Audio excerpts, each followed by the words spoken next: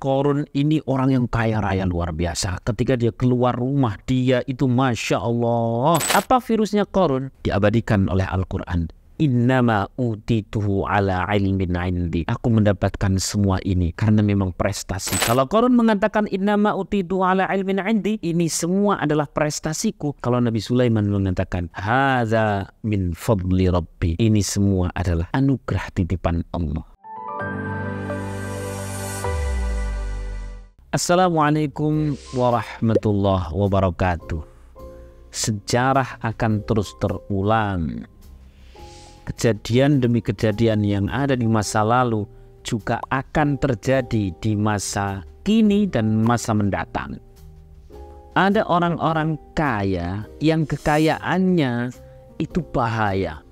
Ada orang-orang yang menghimpun kesuksesan duniawi tapi sekaligus menghimpun bencana.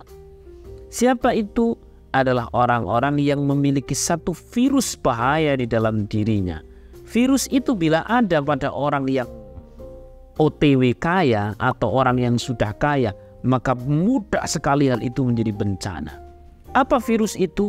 Virus itu terjadi pada seorang yang pernah menjadi orang kaya raya luar biasa.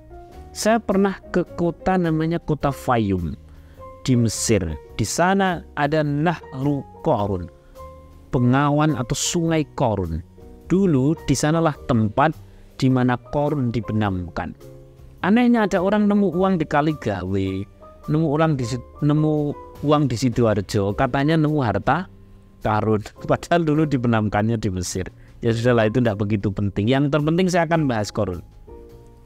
Kita tahu Korun ini orang yang kaya raya luar biasa. Ketika dia keluar rumah, dia itu Masya Allah, pelayannya saja ada sekitar 600 orang, laki-laki 300, perempuan 300.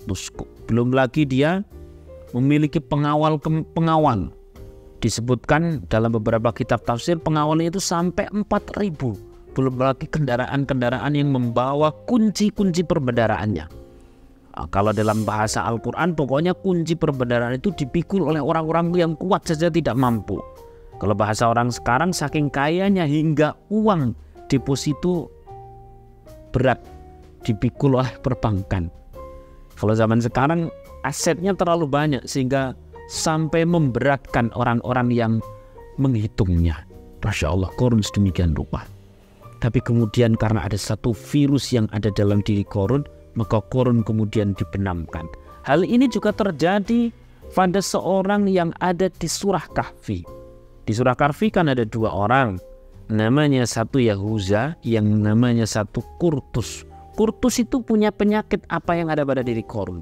Kalau Korun itu tadi dibenamkan, kalau Kurtus dia memiliki pertanian yang sangat ranum. Ada dua kebun luar biasa dikelilingi oleh pohon-pohon kurma. Tengah-tengahnya ada pengairan, satu sungai yang menjadi pengairan luar biasa. Dikatakan dari dalam beberapa kitab tafsir bahwa Kurtus ini menguasai perekonomian kala itu. Diingatkan oleh Yahuza, dia tidak mau. Dia memiliki virus sama dengan virusnya Korun. Apa virusnya Korun? Diabadikan oleh Al-Quran. Innama utituhu ala ilmin indi. Aku mendapatkan semua ini karena memang prestasiku. Kalau zaman sekarang ada orang kaya bilang demikian. Ini memang marketingku, ini memang timku, circleku, modalku, orang tuaku, kepakaranku, titelku, ku. Awalnya keakuan, lama-lama menjadi keangkuhan. Tahu-tahu seperti Korun.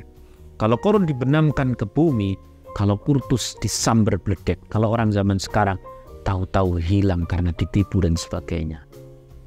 Lalu bagaimana agar kita yang orang-orang kecil-kecil seperti kita ini, yang sedang mengupayakan rezeki buat keluarga, ya alhamdulillah kalau cukup, ya syukur-syukur berlebih. Ya anak saya sih yang penting berkah, banyak tidak masalah, kan gitu. Agar aman bagaimana? Agar aman, milikilah apa yang ada pada diri Nabi Sulaiman. Kalau Korun mengatakan innama utitu ala ilmin indi, ini semua adalah prestasiku. Kalau Nabi Sulaiman mengatakan hadza min fadli rabbi, ini semua adalah anugerah titipan Allah. Maka ayo kita mulai dari apa yang kita punya. Misalkan saya punya HP, jangan bilang ini HP karena jerih payahku. Katakan HP ini adalah titipan Allah. Agar apa? Ingat Nabi Sulaiman, hadza min fadli rabbi liyabluwani ashkuru am akfur. Ini adalah anugerah titipan Allah, menguji apakah aku bersyukur atau tidak. Bahasa simpelnya, ini adalah HP, PHP, kau adalah titipan Allah, agar aku semakin syukur, agar aku semakin taat. Itu mobil ditepuk-tepuk, bil mobil, kau adalah titipan Allah, agar aku semakin syukur, semakin taat. Kepada Allah semakin taat, kepada sesama semakin manfaat melalui kamu bil mobil. Rumah, kamu adalah titipan Allah, agar aku semakin syukur, semakin taat kepada Allah, semakin manfaat kepada sesama. Katakan seperti itu, maka insya Allah setiap harta yang Allah titipkan kepada kita aman, seperti amannya harta Nabi Sulaiman, dan tidak bahaya seperti bahayanya Qarun dan Qurtus. Semoga ngaji pendek ini menginspirasi. Silahkan praktekkan pada apa yang Allah titipkan untuk setiap kita. Katakan bahwa itu adalah titipan Allah. Agar apa? Agar kita makin syukur, agar kita makin kepada Allah taat, kepada sesama manfaat. Dengan demikian, maka harta yang Allah titipkan kepada kita makin hari makin berkah, makin hari makin bertambah.